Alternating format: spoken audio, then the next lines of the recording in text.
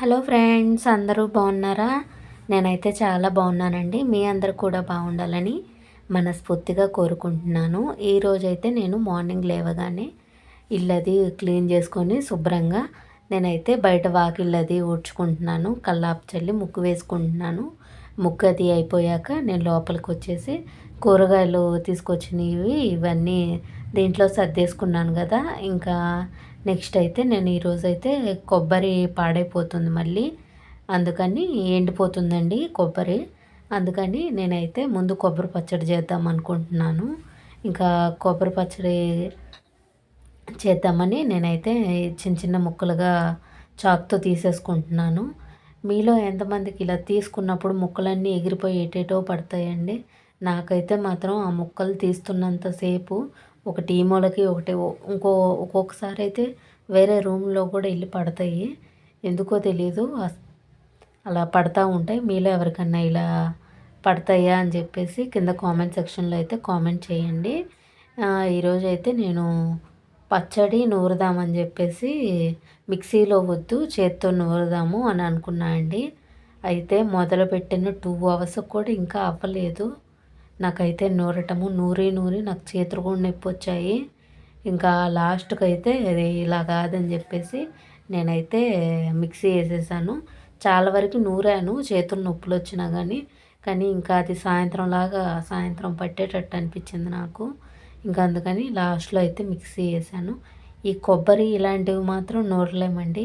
పచ్చళ్ళు అలాంటివి అయితే నూరగలం, కానీ ఇవైతే చాలా టైం పట్టిద్ది. ఏంటంటే చేత్తో నూరితే ఎక్కువ టేస్ట్ వచ్చింది కదా అని చెప్పేసి నేనైతే నూరుదామని స్టార్ట్ చేశాను.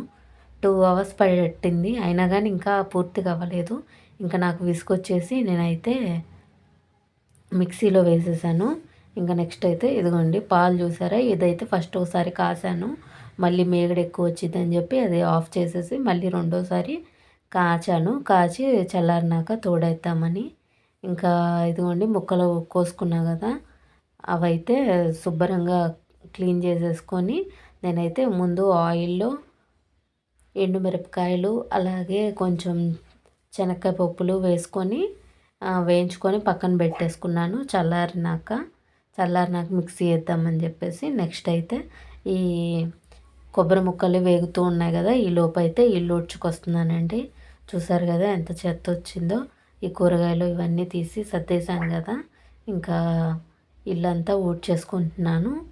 ఊడ్చేసుకున్న తర్వాత బియ్యం అది కూడా కడిగేసి పక్కన పెట్టేశానండి. నాంతే బాగుండిద్ది కదా రైస్ అని చెప్పేసి ఇంకా ఈ లోపు అయితే ఇల్లు మొత్తం క్లీన్ చేసేసుకుంటున్నాను. నేను ఎప్పుడైనా కూరగాయలు అది కోసిన తర్వాతే ఇవి ఇల్లు క్లీన్ చేసుకుంటాను. మళ్ళీ తొక్కులు అవి పడుతూ ఉంటాయి కదా, ఎందుకు 2 టైమ్స్ అలా పని చేయటం అని చెప్పేసి ఒకేసారి పని అంతా అయ్యాకైతే నేనైతే ఇల్లు ఊడుస్తాను. చూసారు కదా, ఇవంతా వచ్చినాయి కవర్లు, ఇలాగే కొబ్బరి ముక్కలు తీసాను కదా, ఆ కొబ్బరి చిప్పలు ఇవన్నీ వచ్చాయండి. ఇంకా నెక్స్ట్ అయితే నేను మొత్తం ఊడ్చేసుకుంటూ వస్తున్నాను. మొత్తము ఆ 2 రూమ్స్ ఊడ్చేటప్పుడు చూపించలేదండి మీకు. ఇంకా నేనైతే ఎక్కువ ప్లాస్టిక్ ఏమీ ఎక్కువ వాడను. సంతకెళ్ళినప్పుడు కూడా నేనైతే ఆ సంచి తీసుకెళ్ళి ఆ కవర్లు ఎక్కువ తీసుకురాను. కొన్నిటికైతే తప్పదు కదా తెచ్చుకోవాలి. ఇంకా ఎక్కువ ప్లాస్టిక్ వాడకపోవటమే మంచిది కదండి. ఇక అందుకని నేనైతే ఎక్కువ వాడను. ఇవి ఉన్నా కానీ ఉంచను, ఎక్కువ పడేస్తాను. ఇంట్లో ఉన్న దగ్గర నుంచి వాటికి వీటికి దాస్తే అదంతా చెత్త పెరిగిపోయిద్ది కదా. ఇక అందుకని ఎప్పుడు కాస్త మంచిగా ఉన్నాయి అనేవి మాత్రమే ఉంచి ఇలాంటివి మాత్రం ఎప్పటికప్పుడు పడేస్తాను. ఎక్కువ తీసుకురాకుండా ఉండటానికే ట్రై చేస్తాను. ఇలా వచ్చినవి మాత్రం ఇంట్లో స్టోర్ చేసుకోను. ఇంకా ఇట్లు మొత్తం ఊడ్చేసుకున్నానండి. ఆ తర్వాత అయితే సర్ఫ్లో బట్టలు నానబెట్టేశాను.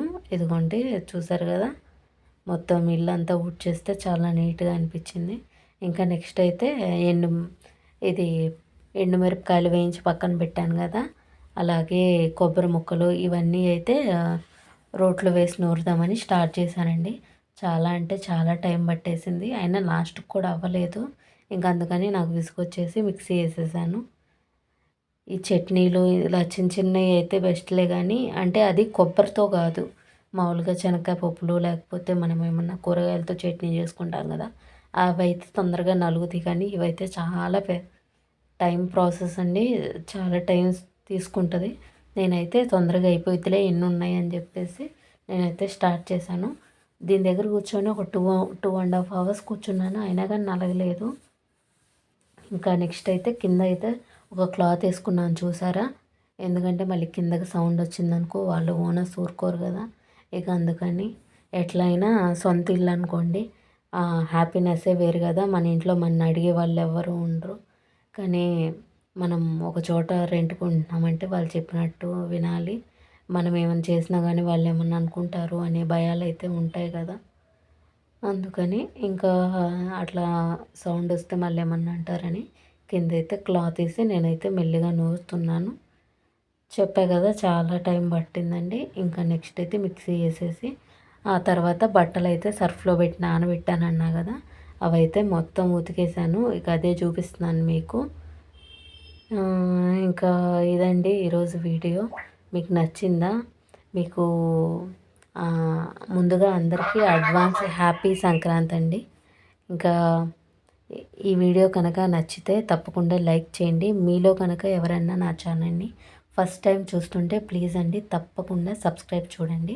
అలాగే ప్రీవియస్ వీడియోస్ కూడా చాలా మంచి యూస్ఫుల్ ఇన్ఫర్మేషన్ మీకు ఉంటుంది. ప్రీవియస్ వీడియోస్ కూడా వాచ్ చేయండి.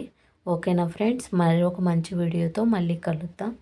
Bye friends, take care. మళ్ళీ కలుద్దాం.